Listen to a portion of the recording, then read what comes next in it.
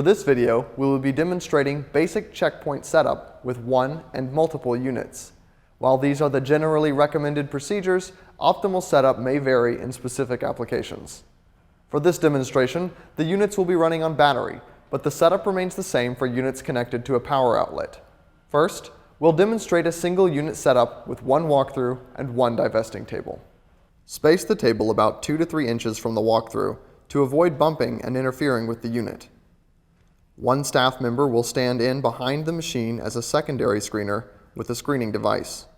A second staff member will stand beside the table to perform bag checks and pace the line. Setups for multiple units are similar, though differences will be noted here.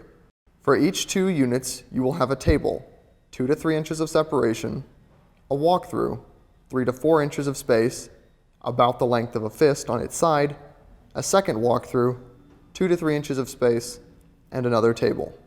Staffing is the same, with one person for bag checking at each table and a secondary screener behind each walkthrough. If additional staff are available, including a pacer ahead of the walkthroughs is recommended to keep the flow of patron traffic smooth.